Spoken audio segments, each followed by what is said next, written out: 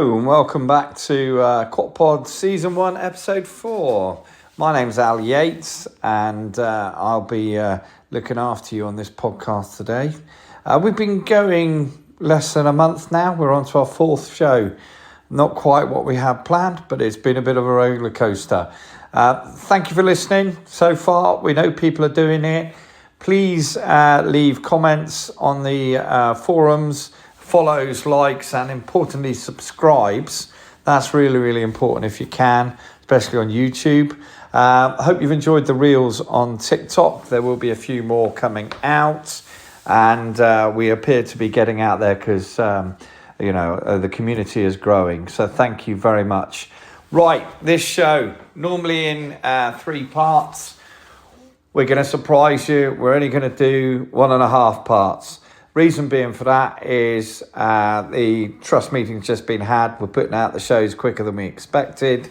And also City Mick has having a few escapades, which I'll explain in a minute. Right, positive thing. Exeter City, let's talk football. 4 games unbeaten since we started the show. We have not lost. We haven't won all those games, but I'm pleased to say that we're doing really, really well. Last show, let's do our please and thank yous. Thank you, Kevin. Really appreciate Kevin Nicholson coming on the show. If you haven't gone through almost the This Is Your Life of him, then you really need to do. It's quite gritty at times, and it really showed a footballer's persistence moving into management and the challenges of that goes with it, especially being in his words, a 35-year-old left back, and then suddenly realising that you are perhaps not of an age to be wanted for a contract. But it all worked out for him. He's at Exeter, been there 4 years, loving the place, and shares, importantly, the ethos of what we're trying to do. So thank you, Nico. It's really, really appreciated. Small welcome Joe White, Newcastle loanee, seen you play for 25 minutes at the weekend. What a wand of a cross you've got, and what great feet you've got. A good little start to your hopeful, fruitful 6 months at Exeter City.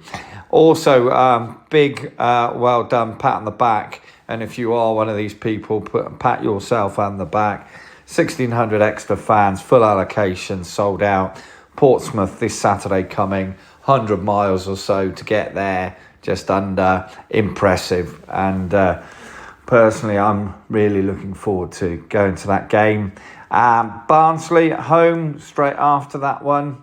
Good luck for the team there. Now, City Mick, a little word on City Mick. City Mick has been on his travels.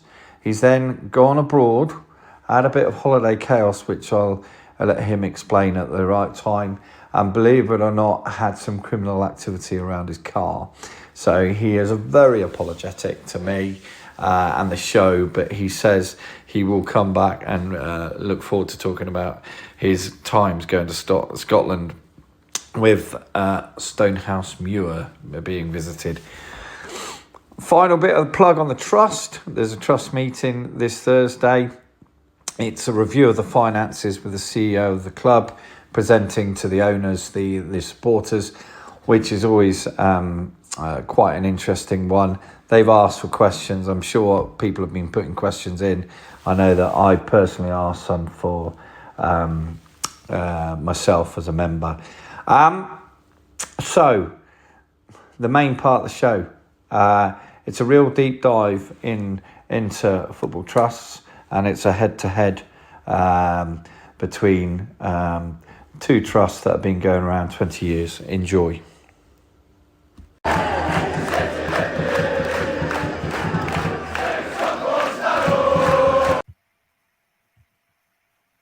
Hi, and welcome back to Quad Pod. Hope you've enjoyed the hat-trick episode, which was Exeter City assistant manager Kevin Nicholson. I think he gave a really great interview, and judging by the amount of downloads so far, that's gone down really well. It's only been out a few days since we started.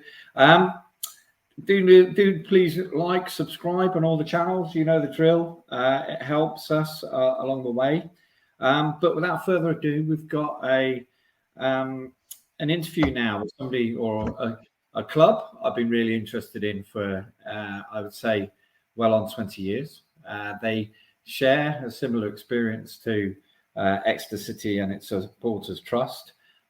Today with me, I've got a gentleman called Kevin Roy with me. Hi, Kevin. How are you? Yeah, fine. Thanks very much. Now, Kevin, I'm going to do a little bit of an intro to you. If I get it wrong, please correct me. Yeah.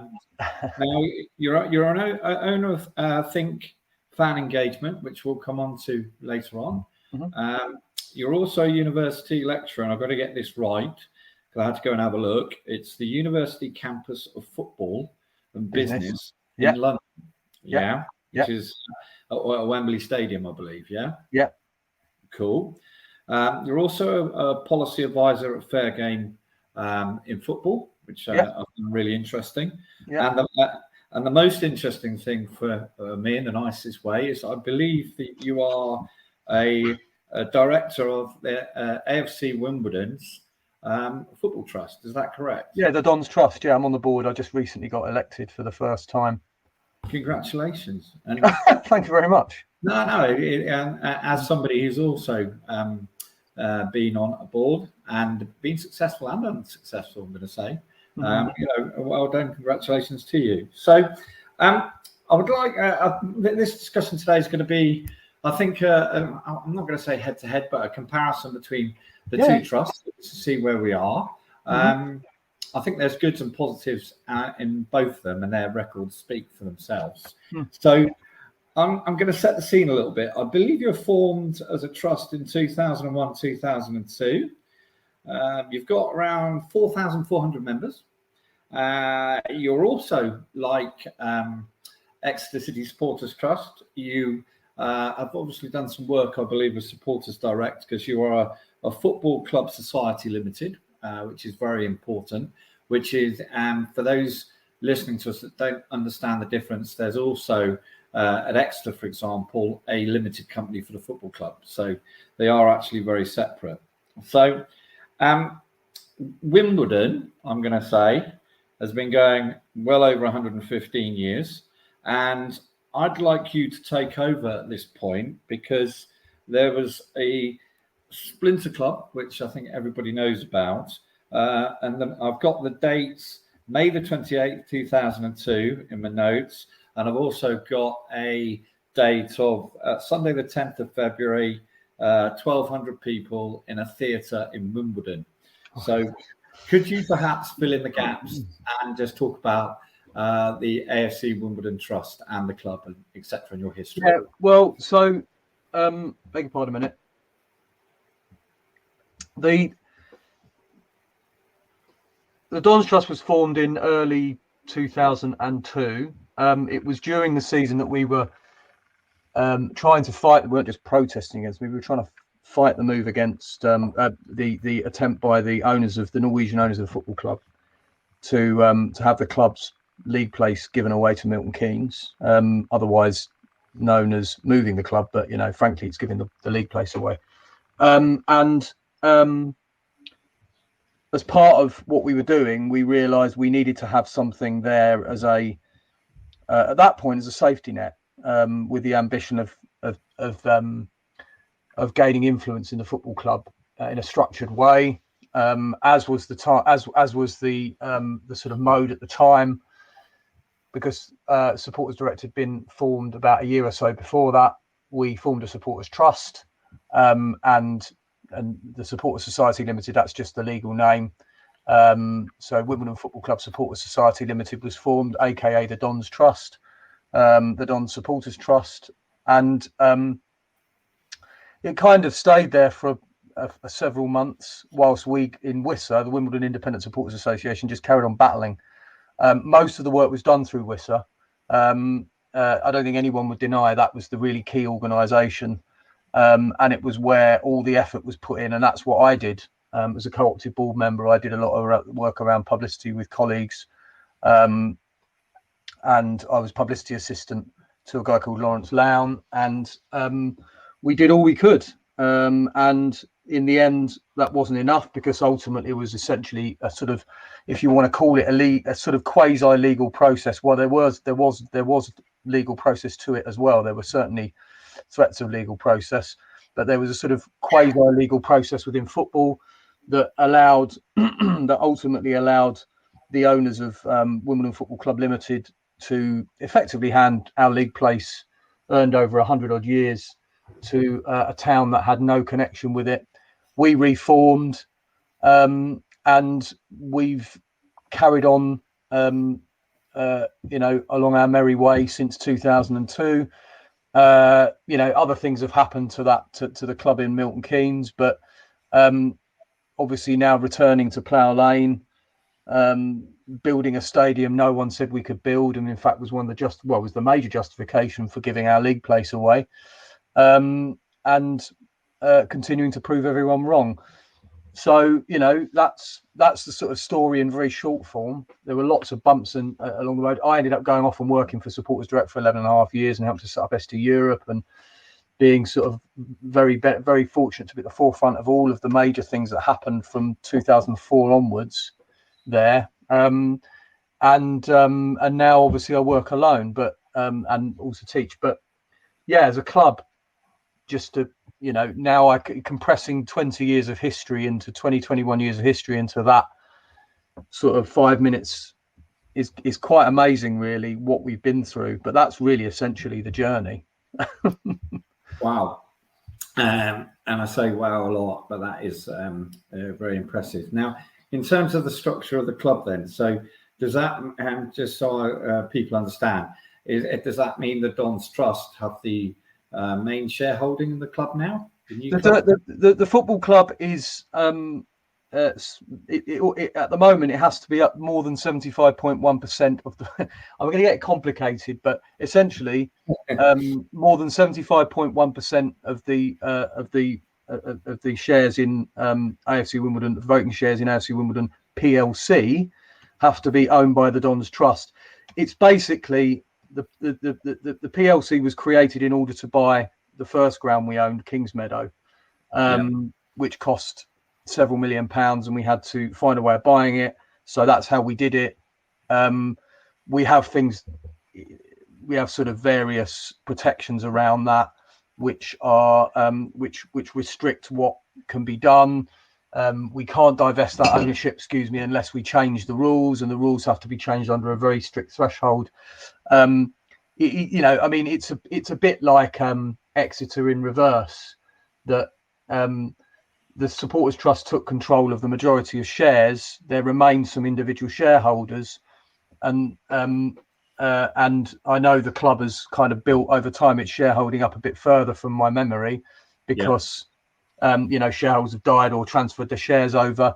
But the essence is the same. There are some others, but I would never say they don't matter, because actually they've been, especially in the last few years, one particular shareholder provided a very substantial sum of money. I think it was a seven-figure sum to buy shares in the PLC in order to help us to finish building the ground.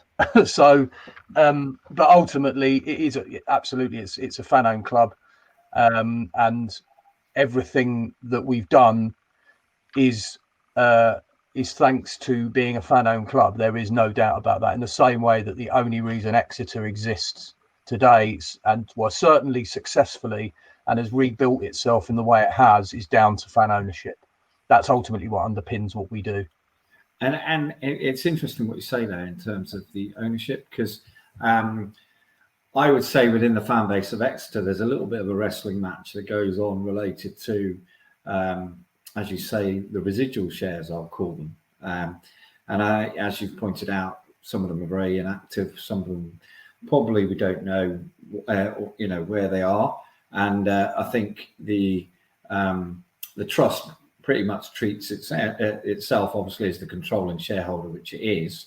But there are people out there that are not, and I'm going to be authentic about this, not so supportive of a trust model, though I am, where they're talking about private investment. Now, clearly, from what you're saying there, actually, you've got private investment in, and it's obviously had an impact in what you've done with the 700,000. So look, there's an appreciation of what the model is. Number one, which is it's a fan-owned model. Number two, some people decide they want to support that. Therefore, Nick Robertson, I think his name is who's the guy who invested the money. He built ASOS, the online retailer. yeah, Look, the reason he's done that is because it's a fan-owned football club.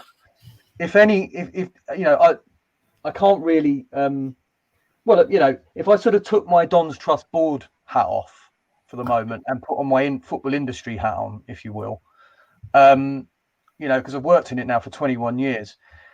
Investment is the most loaded phrase in football, and I get heartily fed up of people telling me that what X football clubs needs is investment, because investment means control. That's really what it's about most of the time, because investment can mean anything. It can mean lodging a debt. It can mean handing some cash over. The thing that the Don's Trust has done, the thing that the Exeter City Supporters Trust has done, is it's turned, and in our case, effectively a nothing, or a broken business into by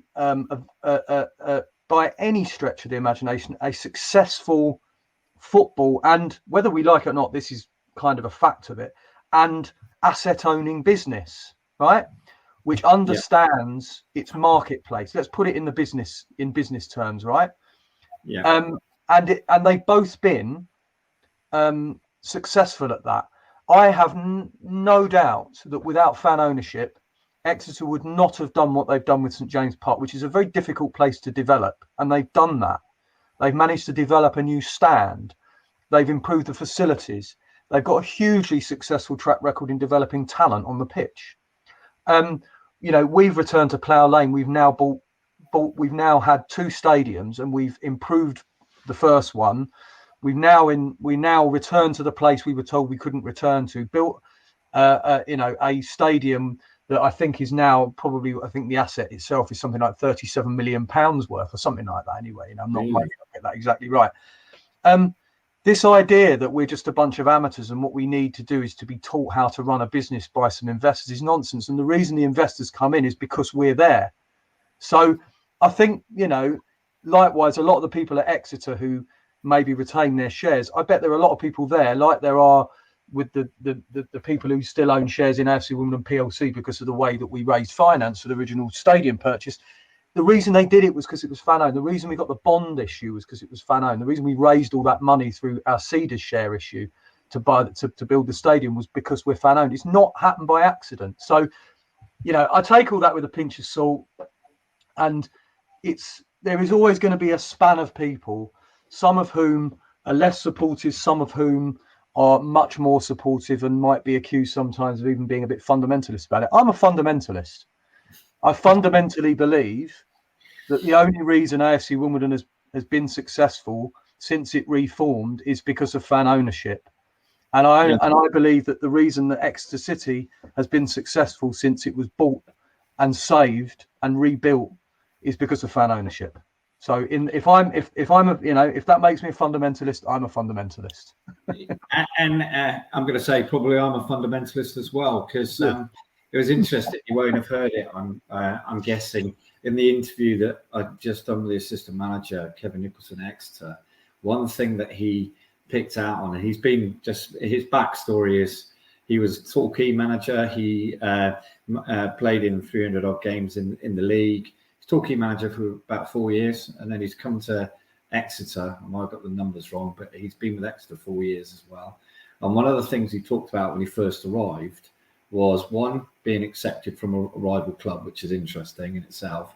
But the other thing he importantly talked about was ethos, right? And I think you've hit on the ethos of doing things properly, doing it in a business way, and picking up what you've said about, and I'm going to ask you some questions in a minute about the business side of it, is where at our club, and it'd be interesting to see how you do it, there is like a volunteer register, and there's volunteer register that covers legal, taxes, it covers, project management, all those skill sets that you've got around an organisation. So with that in mind, and I'm really interested about how the Dons Trust works financially. So to give you, I'm not sure if you're aware about the Exeter one, but people can put in a minimum donation of £2 a month.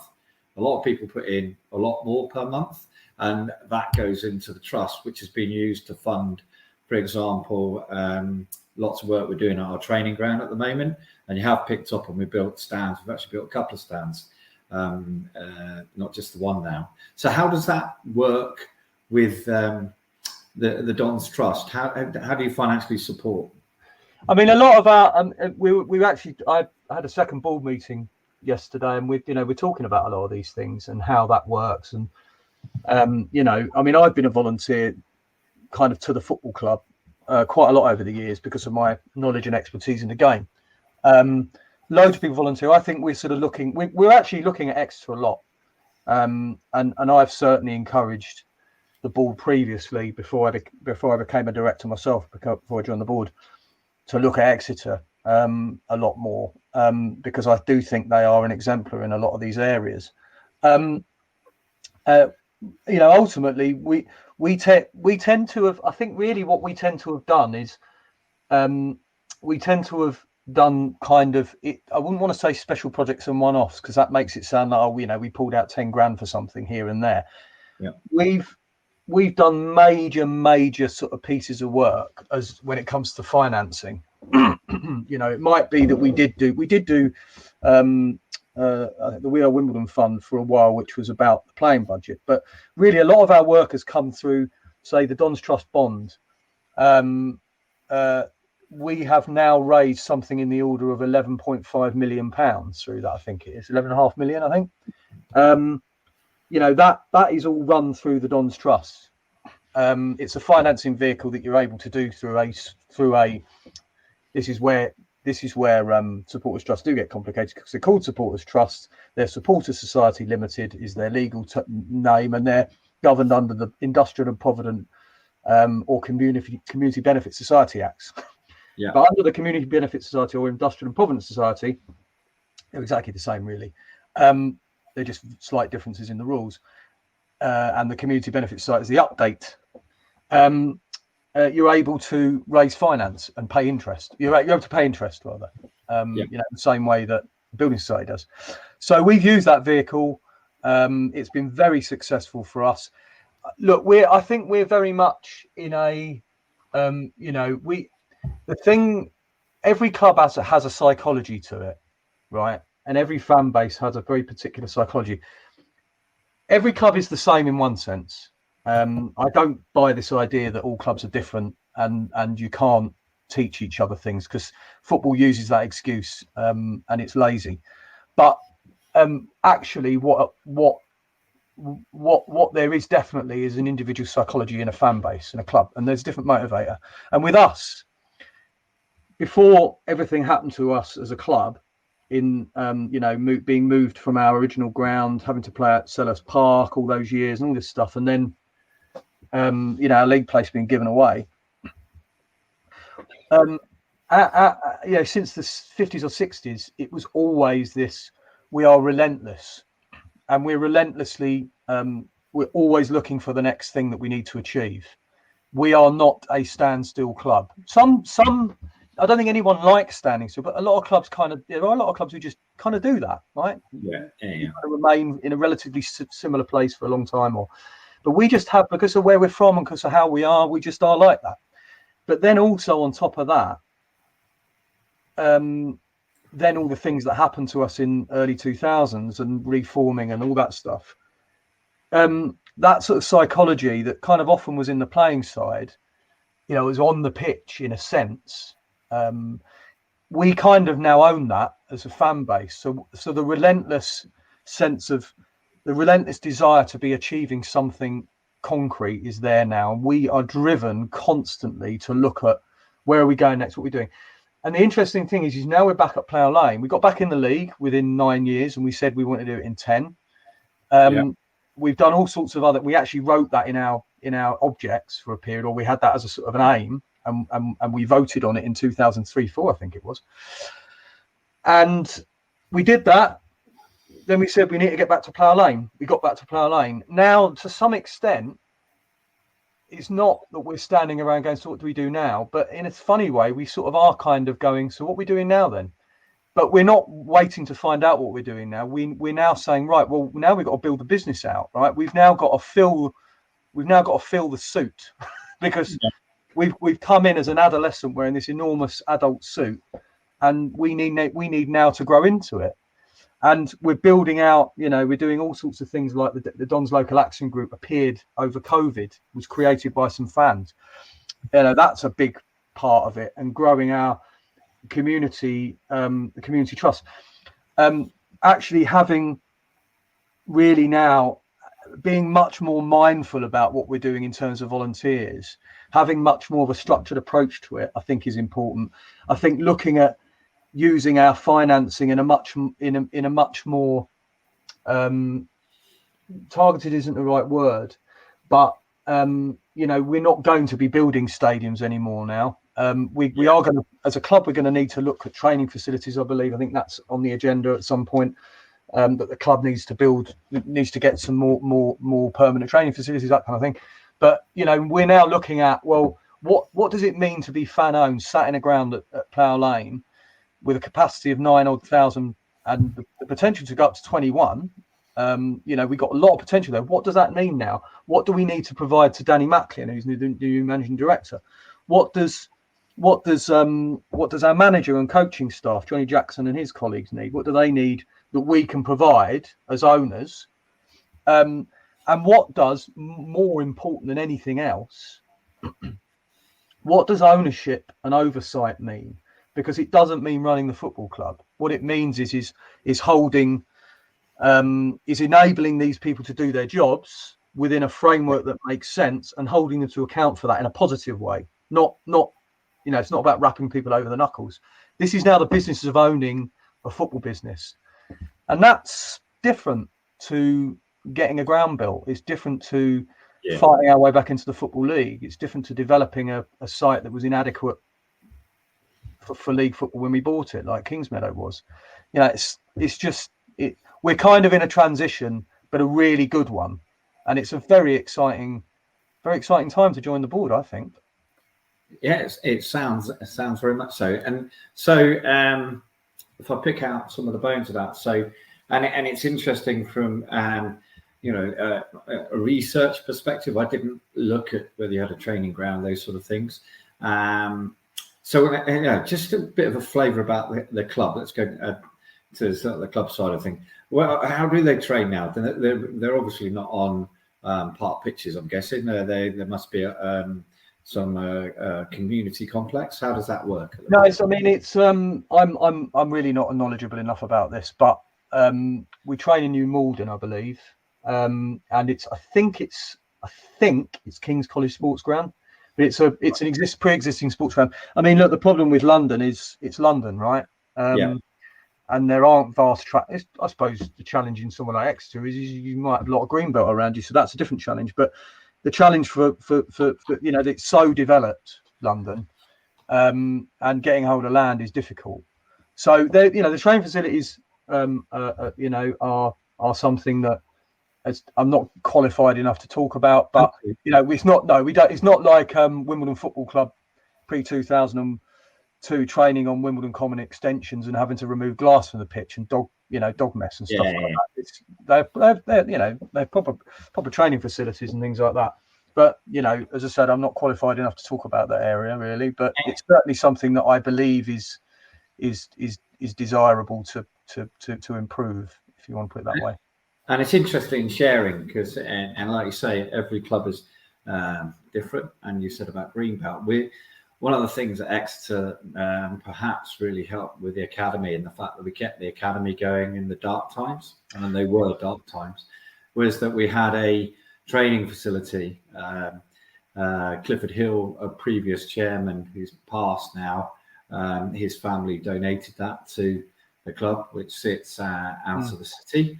And I know that when a lot of people come down to visit, as in players, they're actually quite surprised.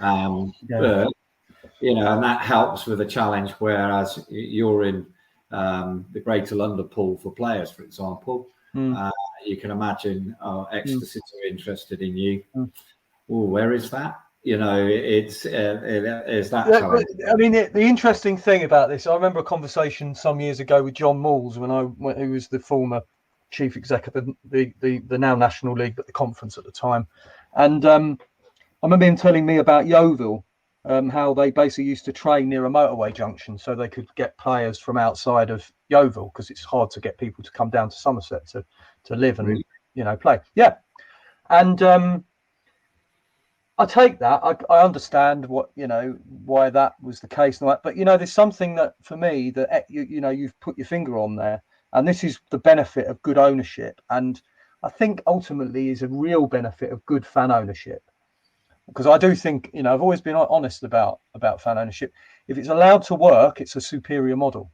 It just is. If it's allowed to work, and if it's enabled to work, if there are proper controls over spending within the competition, for example. I think that benefits everyone, by the way. I don't think it just benefits fan ownership. I think fan ownership can thrive given the conditions, given better conditions.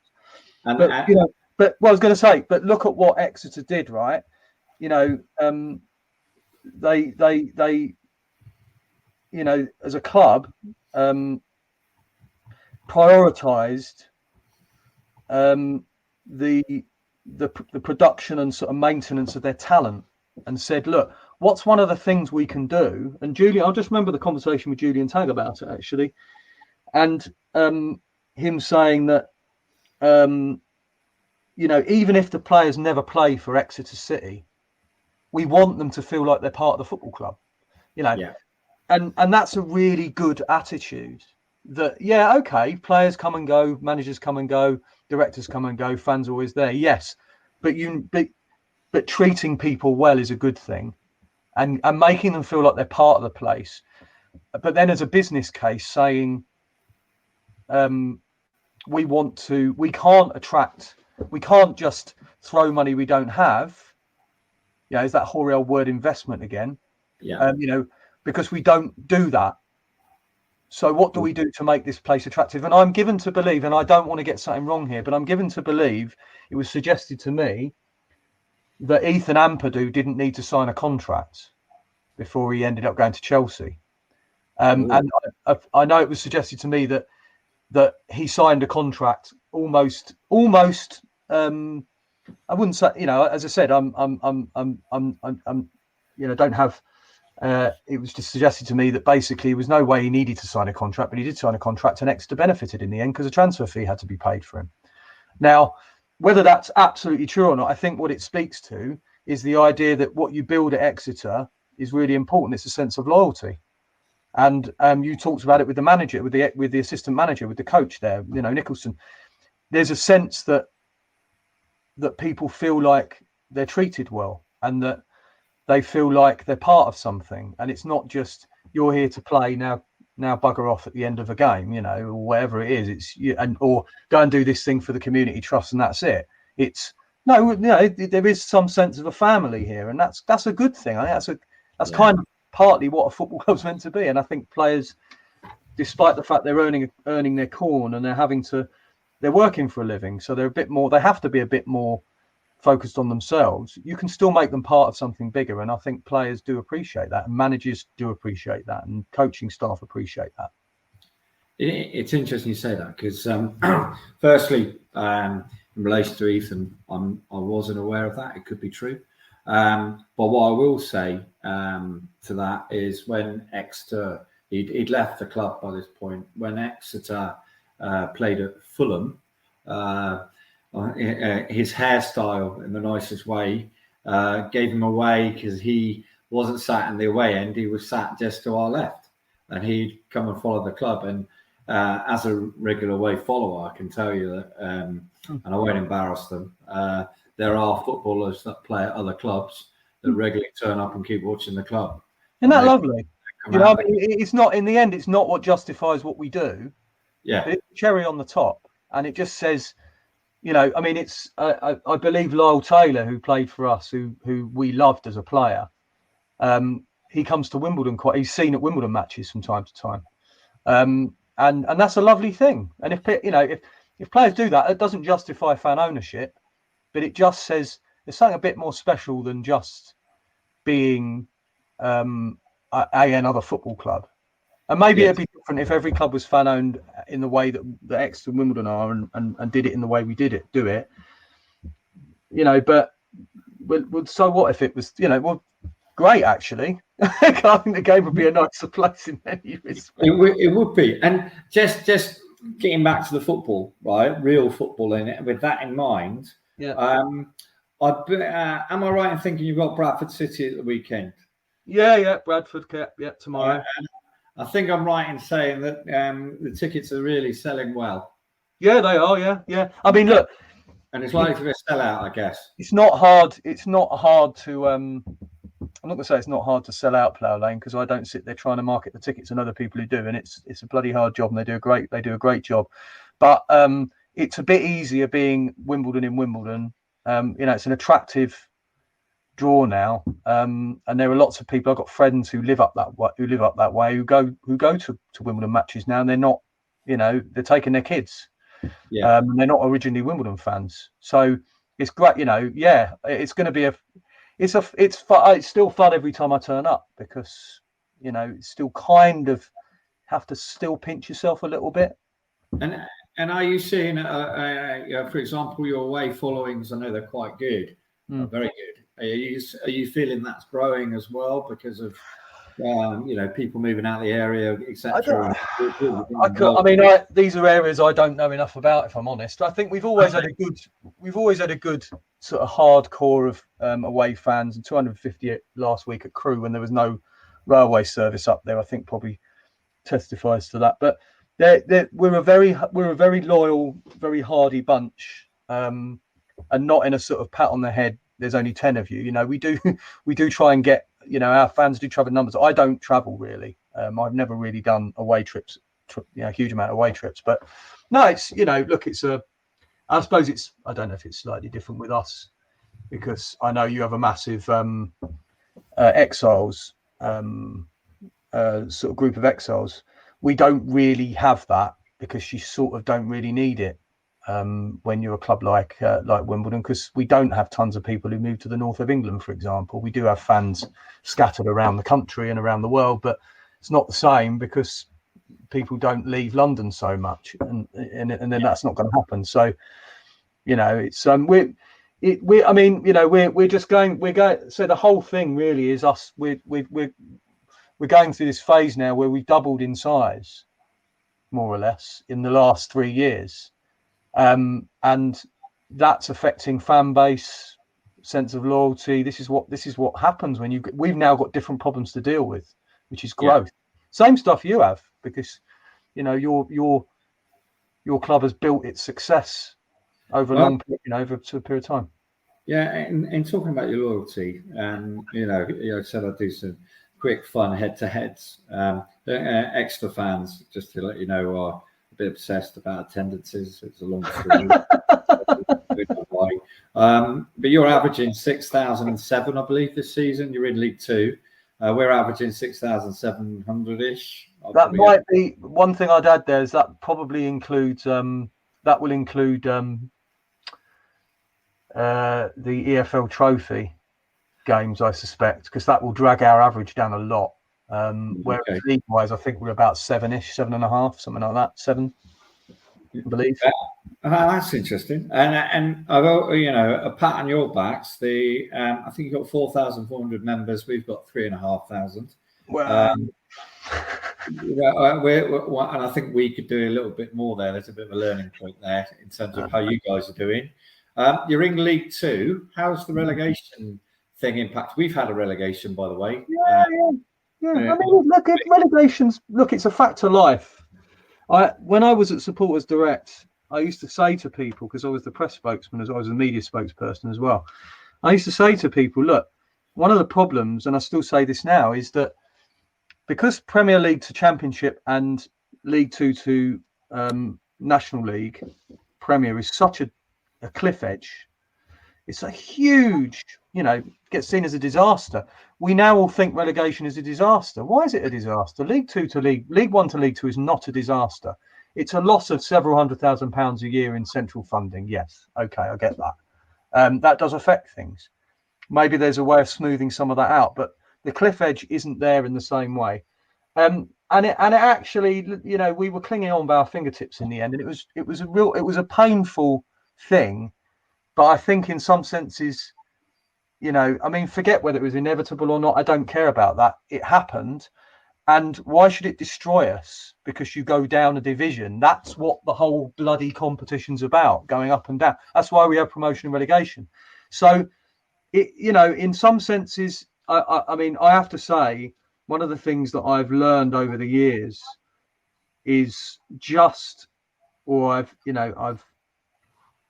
I've come to admire coaching and managerial staff so much, not to the point where I won't scrutinise them, but because the pressure they're under. And when Johnny Jackson came in, I think he understood that it was a tough call. But I think he's done, it's an amazing thing to come in and have to deal with a relegation like that.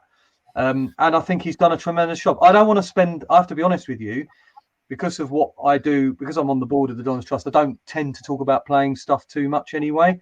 But as a job, coming in when you've got a load of players who are clearly struggling, and mentally it must be tough. To be able to turn it around the way he has, I think he's a terrific bloke. He comes across really well. I'm really pleased he's our manager. So, that's, for me, you've got to look at football over the trouble with football is it's not even that you see it over a month or a season. It gets seen over days, over a single fixture. And, outside in my day jobs, in my sort of various roles of, owning think fan engagement and, mostly owning think fan engagement, but to some extent also lecturing at UCFB, is, you try and have a phone call with a chief executive at the moment. You forget about it because they're getting dragged into contract negotiations because it's this ridiculous compressed period of time of a month, which has a countdown clock at the end of which you're expecting Sky Sports to explode. It's mania, and it's so, I think it's so unfair. I think it's quite destructive at times, the transfer window. So it's the thing that the most important thing that the Dons Trust does and has to do is to just give people like the manager, the managing director, all those people, the space to breathe, the space to do their jobs properly, because football is so compressed and so hard. Yes, for the people in it doing the work, and actually the staff as well. I can't, mustn't forget the tremendous work that the staff at Wimbledon do, and all the people in our football clubs work so hard, and frankly their rewards are often, it's not a brilliantly paid industry. I don't think anyone would ever claim it is. They need recognition much more. That's the other thing that I've learned over the years. And can I just say at that point, right? I absolutely agree with that, and hence this is one of the motivations of this. I'm passionate about fans-run clubs, and there's some good news stories. There's so many good reasons, and you've talked about it's a long-term project. I mean, I'm not going to mention the club I was at, but I remember we fielded a team of YTS injured players on a Tuesday night at a Northern non-league ground. We were in the non-league at the time. Everybody thought it was the end of the world. Actually, it was some of the fun times because, sometimes we lost that game, but you could still see something was building. We got our self-respect back that had been taken away from us. And like you, we started building what we wanted to happen. And now, if I'm looking at a young player, and you'll probably see the same, who's maybe struggling, I know if they come to our club, they'll get an arm around them, and they'll probably get, as they walk to the ground, 6 or 7 fans go up to them and just say, "Good luck today. You have a good one." And that's because everybody's absolutely engaged with it. Yeah. Which brings me really nicely on to a segue into fan engagement index. So, could you just give me or give us a little bit of a bit around fan engagement index, because I'm quite interested. Yeah. So one hat off and the other one on now. Speaking as the owner of Fan Engagement rather so much than the Dons Trust director, board member of the Dons Trust. Yeah, I mean, the index was purely and simply, no one was really explaining what good engagement looked like. And fan engagement was used as a term that was usually buy this bit of kit, do this and it will solve all your problems. I come from a background of public relations without getting too deep into it. And basically fan engagement is just an extension of stakeholder engagement. Stakeholders exist across all sorts of organisations and businesses, and they're people who have an interest that's more than just the price point. You know, how much does something cost? They've got a wider interest in it. So, you know, what I said was, what is it that football says is important in this, right? And football has a series of rules in some cases, like support liaison officers, or it has customer charters, they're called. Some call them club charters or supporter charters, but the sort of technical term is customer charters. And then there are a series of things that are kind of expected practice. You know, expected good practice, like you should be having these sorts of meetings and they should be this often and that often.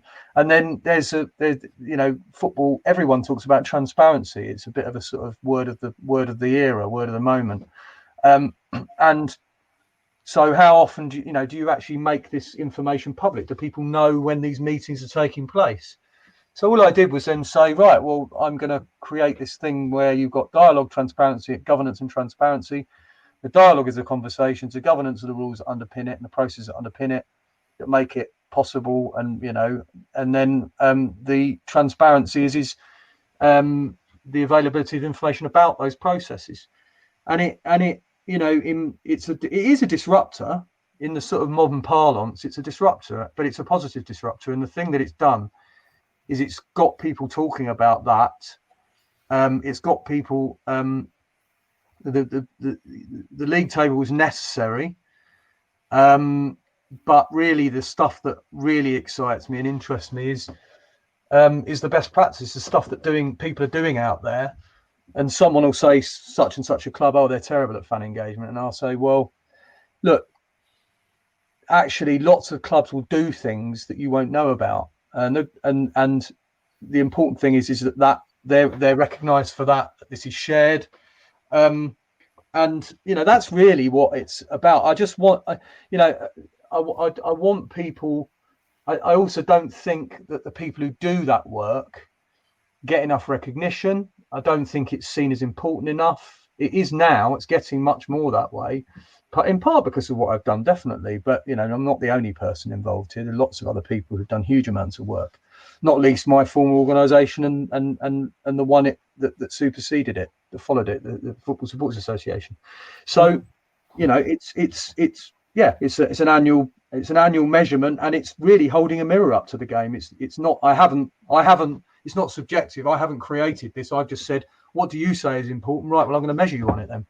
Yeah, exactly. And it's interesting to give you a bit of feedback. On episode 2 of this podcast, I actually did an interview with a Exeter fan who's exiled in Tokyo, and he'd come over for the game, hadn't been back because of COVID for about 5 years.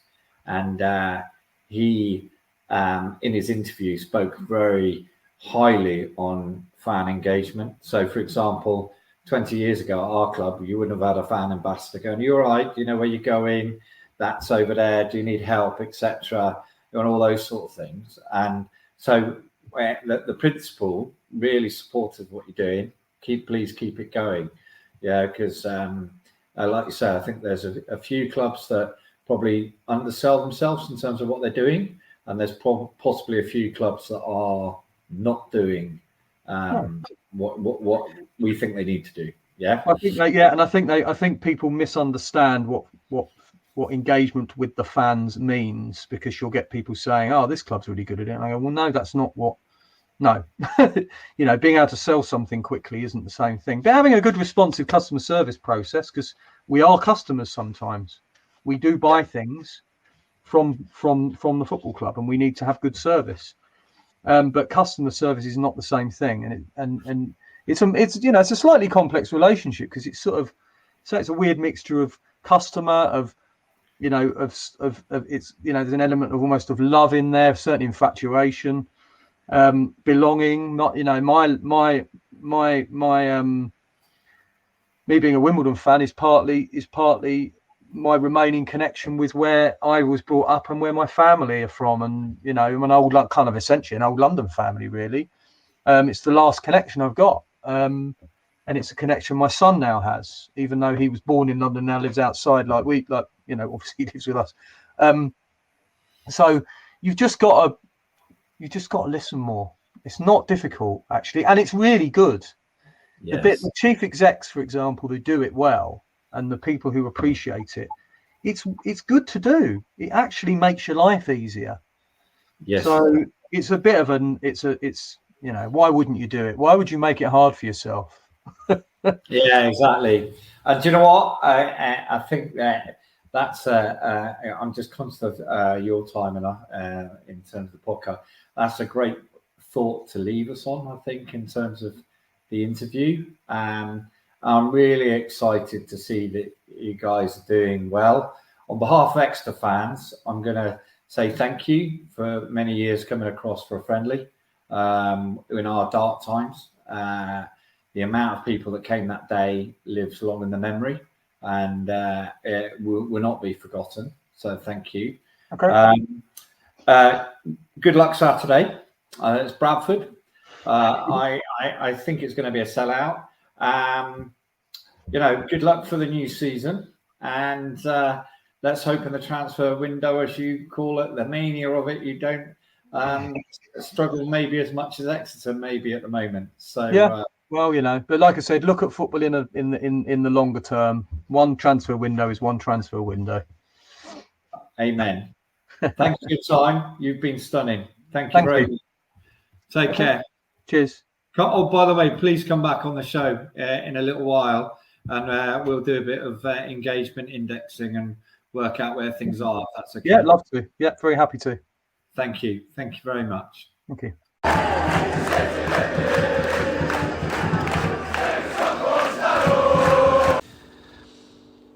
So as we come to the end of episode 4, series 1 of the show with Kevin Rye, who I think we'll all agree is super passionate about fan zone football clubs, and the story related to AFC Wimbledon, I say that deliberately because I keep getting the name wrong, is very, very closely entwined with Exeter City. They've been going 20 years. We've been going 20 years. Interesting to note they've got 1,000 more members. I thought it was also really interesting that how they raised their capital to fund their projects, because with Exeter, there is a direct debit and a contribution scheme, and I think there's a feeling that we've done our bit. But what came out of theirs was that they actually have funding of a lottery, and I know at Exeter it's slightly different. There's a foundational scheme that was already in place, but I think there's something to be said for looking at capital projects and raising capital. And I think I'm right in saying that they raised £11 million, and they've created a stadium that they could extend and expand once they have time. They still also have problems related to their need for a training ground, whereas Exeter, slightly different circumstances. We already had a training ground, and probably through that, as Kevin quite rightly picked up on, was an enabler to help us with the academy. So, but what strikes me about both of them, and particularly about Kevin, and I'm going to embarrass myself, he almost feels like a brother from another mother to me personally, because we share the same view. And it's quite interesting when he said about relegations and stuff. It's, these things happen. It's how we deal with them. But what stays there is that unity of having a fan zone club. So, and I'm really passionate about that. So Kevin, I think, was brilliant. We'd really welcome, should I say, feedback and questions. in the channels. Please don't forget to subscribe to the show if you are on YouTube. That's really important, because then we can start to hopefully raise some revenues, which we can then share with the club. Next, on the last couple of shows, I've had feedback, related to how I've ended the show, and I've talked about it's a beautiful game. Let's hope you enjoy it. I've got a slightly different ending for this one. Next show is going to be an absolute corker. It was a interview with a man in India about a club in another continent, and it really is another good view and something slightly left field about your knowledge of Exeter City. And I think I think there'll be a few people that won't know the connection, and it's a really interesting one. So look, I've rambled on. Thanks for listening. It means a lot. Get on City is all I'm going to say. Good night.